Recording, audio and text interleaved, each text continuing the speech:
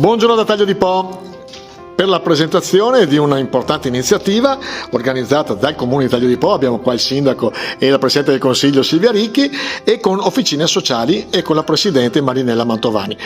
Sindaco, se ci vuole anticipare cosa farete domenica 17 settembre? Allora, buongiorno intanto a tutti. Domenica 17 settembre avremo una camminata solidale Alzheimer, insieme per cancellare il silenzio. Questo è il titolo della manifestazione. Io colgo anche l'occasione per ringraziare pubblicamente Officine Sociali nella persona di Marinella Mantovani, perché questa è la terza edizione e altre due per questa volta possiamo ospitare questa camminata. Ne sono particolarmente felice. È una passeggiata non competitiva, aperta a tutti, famiglie, ragazzi, bambini, adulti.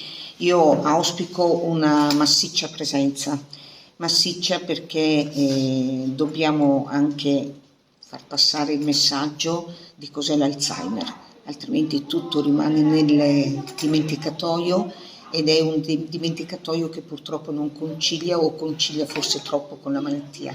Officine Sociali, la Presidente Marinella Mantovani, innanzitutto complimenti da cittadino anche per quello che fate, avete coinvolto più di un comune e questa è appunto una di quelle manifestazioni che servono per sensibilizzare il problema. Che riscontro avete con queste cose e soprattutto che riscontro avete con Officine Sociali anche a Taglio di Po? Allora, noi a Taglio di Po siamo presenti proprio grazie all'amministrazione comunale con il centro sollievo Alzheimer, e quindi tutti i giovedì mattina in sala conferenze accogliamo le persone che sono malate, le famiglie, cerchiamo di migliorare la loro qualità di vita dando qualche ora di sollievo.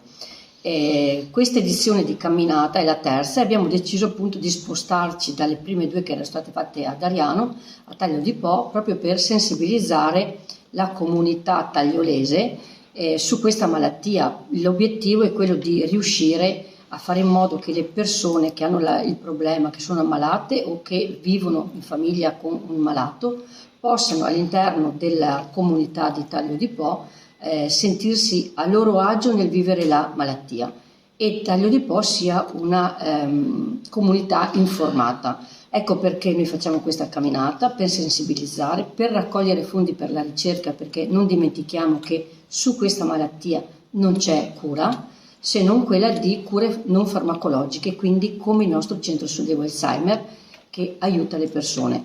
Saremo presenti domenica 17 alla mattina. Chi non è in grado di camminare lo invitiamo comunque a partecipare, ad essere presente in piazza, perché abbiamo bisogno di creare appunto una onda di solidarietà verso chi è stato più sfortunato con la malattia. Volevo anche concludere questo incontro nel dire che la camminata solidale Alzheimer farà parte delle celebrazioni dei 419 anni del Taglio di Portoviro, che io così in modo molto semplice chiamo Buon Compleanno Delta.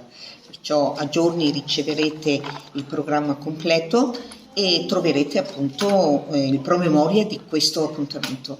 Non mancate a tutti però, mi raccomando, non solamente a questo.